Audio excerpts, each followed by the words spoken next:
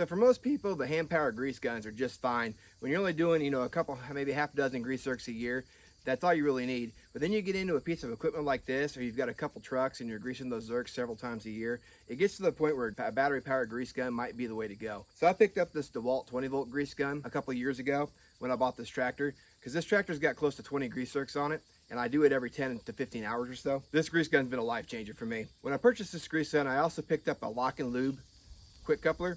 And what's nice about this is it's got teeth at the end of it that'll grab onto your grease zerk. So it's literally, you lock it on, it's hands-free. And once you get grease on, you can just push the trigger and move on to your next grease zerk. It really helps and saves time having to hold that thing in place while you're putting your grease in your zerk. So as I said, this runs on your standard DEWALT 20-volt platform. So if you've got drills or impacts already, the batteries will swap right over to this. It does have a light on the end of the grease gun, which I've never really had to use in the dark, but it's there if you need it. Your barrel here holds your tube of grease, which just screws out, screws right back in, and then you just pop your handle down like you would on any other grease gun. And then this does have a lockout feature on the trigger, like any of the other DEWALT tools would. That way it wouldn't accidentally get pressed, especially if you're running this in like a toolbox in the back of a truck and you keep the battery in. It would make quite the mess if the trigger was accidentally getting depressed. So let's go on this tractor here. I'll show you a couple of these grease zerks and you can decide if this is the right fit for you at your house.